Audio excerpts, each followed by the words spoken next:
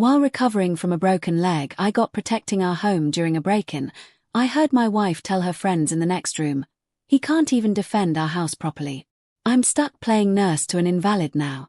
This marriage was the biggest mistake of my life. They all agreed she deserved better.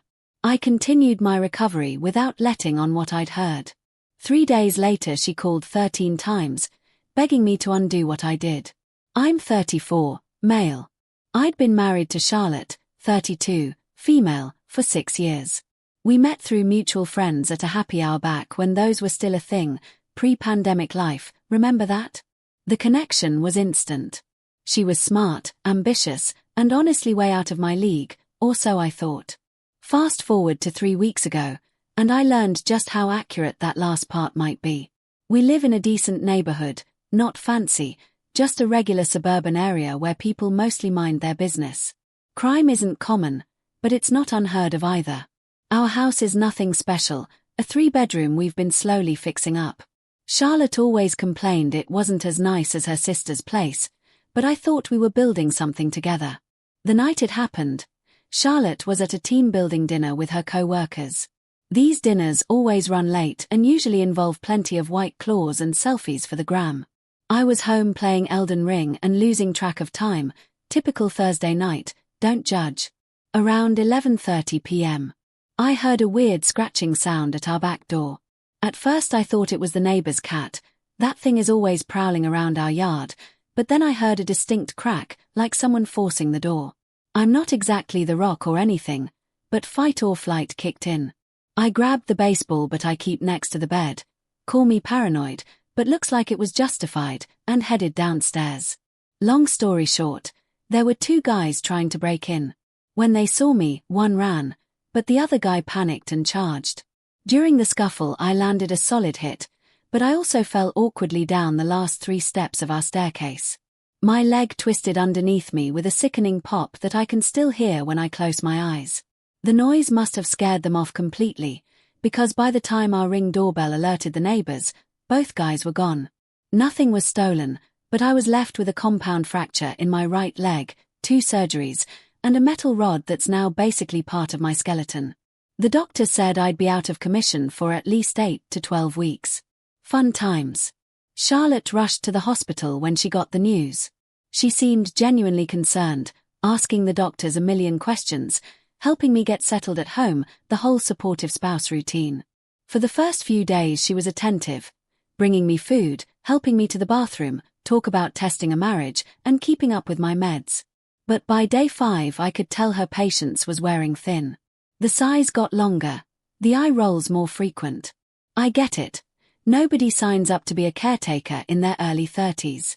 Then came the day, you know, the one where your life splits into before and after. It was about a week post-surgery. Charlotte had invited her 3 closest friends over, Megan, Jess, and Amanda. They're the type who brunch hard and post quotes about living your truth, but judge everyone else's truth in their group chat. I never really clicked with them, but whatever makes Charlotte happy, right? I was upstairs in our bedroom, Netflixing, and trying to find a position where my leg didn't feel like it was on actual fire. I needed to use the bathroom. Pain meds equal constant bathroom trips, PSA, so I grabbed my crutches and slowly made my way to the hallway. That's when I heard them. The bedroom door was slightly ajar, and sound carries weirdly in our house. They were in the living room, probably on their 2nd or 3rd bottle of rosé, not exactly keeping their voices down. Charlotte was mid-sentence.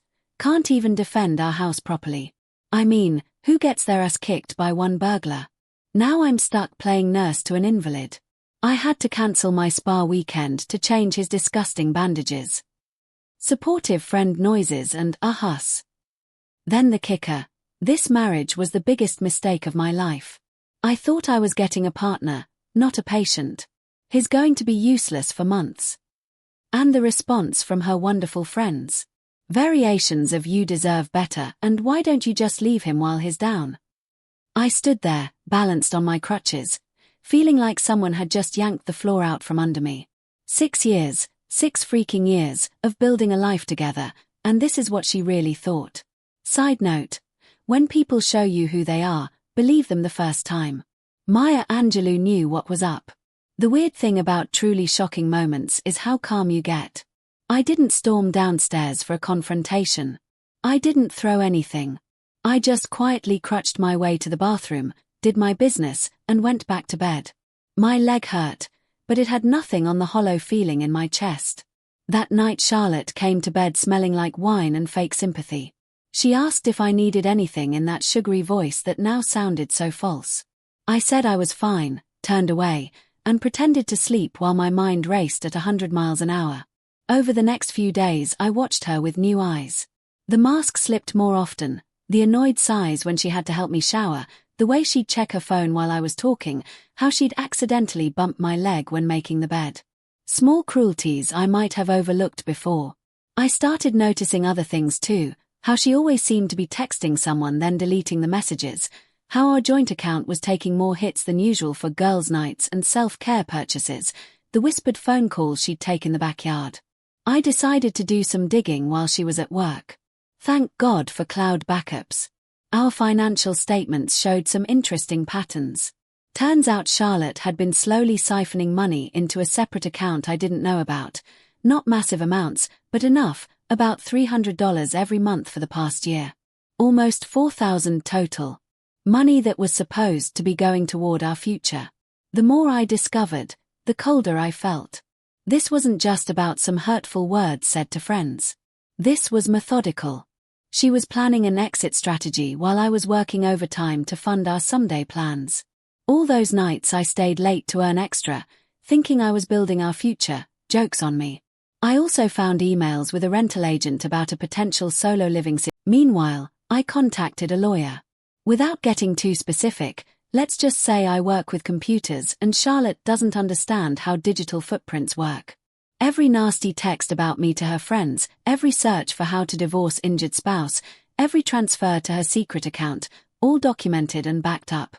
I set up a separate account myself and began moving what I could without raising suspicion.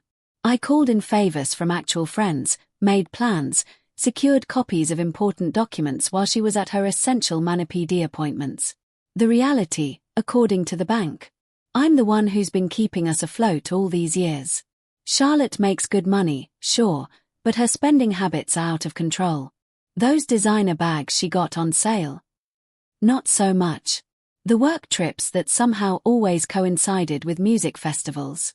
Yeah, I was subsidizing those too. All this time I thought we were a team, and it turns out I was just her ATM with benefits. Yesterday she left her laptop open when she went to shower. The temptation was too much. I found a folder of photos, char with some guy I've never seen, looking very friendly. Timestamps showed these were from last month, before my accident. The file name. Weekend with S. How original. That was the final straw. I texted my buddy Ryan, who's letting me crash at his place starting tomorrow. I've already moved my important stuff out bit by bit when Charlotte's been at work. The lawyer has everything ready to go. Tomorrow is Charlotte's big presentation at work, the one she's been stressing about for weeks, the one that could lead to that promotion she's been chasing. She'll be gone all day, completely focused on impressing her boss. She has no idea what's waiting for her when she gets home. Update 1. First off, holy crap at all the responses to my first post. Did not expect to wake up to 10k plus upvotes and my inbox absolutely destroyed. Thanks for all the awards, though save your money, folks. Reading your comments gave me the extra push I needed during some serious 3 a.m. doubt sessions. I promised an update after everything went down, so here we go. Where was I? Right, the plan. The morning after discovering Charlotte's weekend with S photos, I woke up with this weird calm. You know when you're so angry you circle back around to feeling nothing? I lay there watching Charlotte get ready, applying her makeup with the precision of someone painting a masterpiece, completely oblivious that I was about to burn the whole gallery down. She leaned over to kiss me goodbye, a quick peck that felt like a stranger's, and reminded me she'd be home late because of her team happy hour after the big presentation. Perfect timing. The universe throwing me a bone. After she left, I called Ryan to confirm I could crash at his place. Ryan's been my boy since college. When I told him what was happening, he didn't even hesitate. Just said his spare room was mine for as long as I needed. Side note: find yourself friends who don't ask questions when you need help. Those are the real ones. Getting around with a broken leg is no joke. Every task takes 3 times longer and uses 5 times more energy. But rage is one hell of a motivator. I packed my essentials into 2 duffel bags: clothes, electronics, important documents I'd already gathered. Nothing that would be immediately noticeable. Charlotte and I have had 3 main accounts: joint checking for bills and everyday stuff, my personal account from before the marriage that I kept for fun money, her personal account that was supposed to be the same. What I discovered over the past week was account number 4, her secret exit fund she'd been building for almost a year, and account number 5, a credit card I didn't know existed with a 12K balance in my name, with her as an authorized user. The statements went to an email address I didn't recognize. I took screenshots of everything, downloaded all statements, recorded the credit card company call where they confirmed when and how the card was opened. Apparently, electronic signature verification isn't as strict as you'd think. The lawyer I contacted, let's call him Dave, was recommended by another Reddit user who'd been through similar crap. Dave specializes in high-conflict divorces, which sounded dramatic until I showed him Charlotte's texts to her friends about how she was planning to take him for everything once his leg heals. Dave didn't sugarcoat it. This would get messy, but the evidence was on my side. We worked out a strategy that some might call nuclear, but I prefer to think of as proportional response. Move half of our joint account to my personal account, legally allowed and fair. Contest all recent charges on the secret credit card. Most were for her girls' trips and stuff for her alone. Document the timeline of her affair with S and her neglect during my recovery. File for divorce citing infidelity and financial abuse. The plan was to execute all of this while she was at her presentation, then be gone before she returned.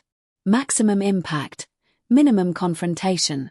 I'm still healing, after all, no need for a dramatic showdown that might re-injure me. But here's where I almost lost my nerve. 2 nights before D-Day, Charlotte brought home takeout from my favorite Thai place. We watched that stupid baking show she knows I secretly love. She laughed at my jokes. For a few hours it felt like before, like maybe I was overreacting, like maybe we could fix this. Then her phone buzzed with a text. She angled it away from me instinctively, replied quickly, then excused herself to check on laundry. I heard her whispering in the hallway. When she came back, her energy had completely changed, distracted, irritated. When I asked her to help me to the bathroom, reality check delivered. Plan back on. The morning of her presentation, Charlotte was a bundle of nerves, outfit change number 3. When I suggested she looked great in outfit number 1, classic Charlotte, ask for opinion, ignore opinion, get mad about giving opinion. She barely said goodbye, just reminded me her presentation was at 2, followed by the team celebration, so she'd be home late. Don't wait up. I watched her car pull away from our driveway for the last time. Then I made 3 calls: Ryan, coming to help with bags; Dave, executing legal paperwork; bank, confirming transfer. Ryan showed up with coffee and a sympathetic lack of questions. We loaded my stuff in about 20 minutes. I took one last look around the house. 6 years of memories, good and bad. The dent in the wall from when we tried to bring in the couch, the kitchen where I taught Charlotte to make pasta from scratch, the living room where I overheard the truth. I left my key and wedding ring on the counter with the divorce papers. Dave helped me draft a letter explaining exactly why I was leaving and what financial steps I'd already taken. No emotional pleas, just facts. Proof of her affair with S, screenshots of her texts to friends. Before leaving, I took pictures of everything for proof of how it was left. Then Ryan helped me hobble to his car. As we pulled away, my phone buzzed with a calendar reminder. Charlotte presentation 2 p.m. I deleted it and powered down my phone. We stopped for lunch at this dive bar we used to frequent in college. I couldn't drink because of my meds, but Ryan raised a toast anyway, to new beginnings. The waitress probably thought we were day drinkers, but who cares? At Ryan's place I set up my temporary command center in his spare room, laptop, documents, new prepaid phone for emergencies. I even managed to shower by myself using the shower chair Ryan borrowed from his mom who'd had knee surgery last year. Small victories. Around 4 in the afternoon I turned my regular phone back on. The notifications started rolling in immediately. 2:45 p.m. text from Charlotte, where are the extra presentation handouts I printed? 3:12 p.m. missed call. 3:13 p.m. text, call me ASAP, there's a problem with our account. 3:30 p.m. 5 missed calls.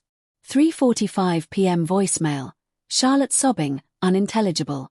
4 p.m. text, what the F *****, Dennis, where are you? 4:05 p.m. text, please tell me this is a joke. 4:10 p.m. text, I'm coming home now. 4:25 p.m. 13 missed calls. I sent one text, I know about S. I know about the credit card. I know what you said to your friends. The divorce papers explain everything else. Do not contact me except through my lawyer. Then I blocked her number. Ryan came in with pizza and a look that said he knew I wasn't okay but wouldn't force me to talk about it. Instead, he set up his gaming console and handed me a controller. 4 hours of mindless zombie killing later, I finally felt like I could breathe. But the nuclear fallout was just beginning. Around midnight the doorbell started ringing, then knocking, then Charlotte's voice, clearly drunk, alternating between threats and pleading. Ryan called security for his building and they escorted her out. Apparently she'd followed him home from our place at some point. Big yikes. The next morning my email was flooded. Charlotte, please read, I can explain everything. Charlotte, this isn't fair. Charlotte, you're ruining my life. Charlotte, the credit card was for us. Charlotte, S is just a friend, you're being paranoid. I forwarded them all to Dave without reading beyond the subject lines. Her friends were next. First came the angry texts accusing me of abandoning a marriage without trying to fix it. Then mysteriously silence from all of them around the same time. I found out later that Ryan, absolute MVP, had sent them all the recording of Charlotte's little wine session where they encouraged her to leave me while I was injured. Funny how quickly loyalty shifts when evidence appears. The most surreal part, Charlotte's mom called me. We'd always gotten along well. She's a no-nonsense lady who raised 3 kids alone after Charlotte's dad split. I answered out of respect. She didn't yell, didn't defend Charlotte, just asked for my side, listened quietly, then said something I'll never forget. Sometimes the people we love aren't the people we thought they were. That doesn't mean we didn't really love them. Then she apologized for what her daughter had done and wished me healing, for my leg and my heart. By day 3 Charlotte had escalated, showing up at Ryan's building with flowers, then crying in the parking lot, then threatening to call the police and report me missing. Well, security had to escort her out again. Dave sent her a cease and desist letter, which finally seemed to get through. The financial stuff hit her hard and fast. Without my income covering most of our expenses and with half the joint account now legally separated, she was suddenly facing some harsh realities. Rent she couldn't afford, a loan car payment that was now solely her responsibility, credit card bills for all those brunches and shopping sprees, the fraudulent card that was now frozen and under investigation. Her Instagram stories switched from mimosa brunch to cryptic quotes about betrayal, and you never know someone's full story. Classic move from the narcissist playbook. Rewrite history to make yourself the victim. It's been a week now. The initial shock has worn off and I'm settling into my new temporary reality. My leg still hurts, but I'm making progress with physical therapy. Ryan's been solid, giving me space when I need it and distraction when the thoughts get too loud. Dave says the divorce should be straightforward given the evidence. Charlotte has finally stopped trying to contact me directly and has hired her own lawyer. Her latest move, claiming she deserves alimony because she sacrificed career opportunities for our marriage. Narrator, she did not. The plot twist that even I didn't see coming, S isn't returning her calls either. Apparently he's engaged to someone else and Charlotte was just a side piece. Found that out through a mutual friend who thought I already knew. The hits just keep coming. So here I am, 34, broken leg, crashed on my buddy's couch, going through a divorce I never wanted from a marriage that apparently wasn't what I thought it was. But you know what? For the first time in months, maybe years, I'm sleeping through the night. No more walking on eggshells. No more wondering why my wife seems irritated by my existence. No more subsidizing someone else's escape plan. Sometimes losing everything is actually losing what was already gone. Final update. It's been 3 months since my last update, and I've been putting off writing this because, well, life got complicated. My leg is mostly healed now, still doing PT twice a week, but unpacking the emotional baggage has been harder than learning to walk again. Thanks for all the DMs checking if I was still alive. I'm here, just needed time to process everything before sharing it with half the internet. Where to even begin? Let's start with a meeting Dave, my lawyer, warned would be interesting. Charlotte's lawyer requested a sit-down to discuss terms before proceeding with the formal divorce. I was skeptical. What was there to discuss?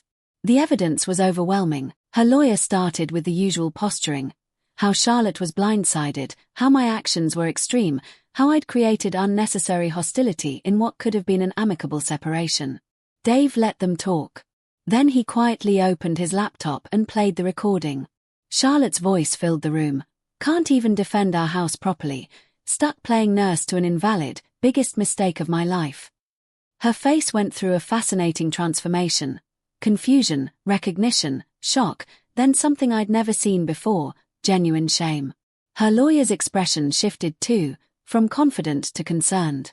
Then Dave played Charlotte's voicemails from after I left, the ones where she alternated between threatening to destroy me and begging me to come back, the ones where she admitted to the affair but claimed it didn't mean anything, the ones where she acknowledged taking out the credit card in my name because she deserved nice things. By the third voicemail, Charlotte was staring at the table, shoulders hunched. Her lawyer called for a break. I heard urgent whispers from the hallway. When they returned, the tone had completely changed. Suddenly Charlotte wanted to be reasonable. She'd agree to my terms if I promised not to share the recording with anyone else. Too late, her friends already heard it, courtesy of Ryan. She'd pay back the credit card if I would consider couples counseling. Nope. The meeting ended with Charlotte's lawyer asking for time to reassess their position. As we were leaving, Charlotte tried to touch my arm and said, "I never meant to hurt you." I just looked at her and asked, "Then why did you try so hard?" I left feeling empty, not victorious, not angry, just tired. The weeks after were a blur of paperwork, lawyer calls, and physical therapy appointments. Charlotte switched tactics from denial to damage control. She told mutual friends I was exaggerating her words, then claimed the recording was taken out of context, then admitted what she said but insisted she didn't mean it, finally settled on the narrative that we were both unhappy. Our friend circle divided predictably. Her brunch squad stayed loyal despite knowing the truth. Most of our actual friends took a staying out of it approach, which honestly hurt more than I expected. A few, like Ryan and his girlfriend Melissa, stepped up in ways I'll never forget. The financial untangling was messy. Charlotte fought for things she'd never cared about before, like my grandmother's serving dishes, while conceding on bigger issues like the house.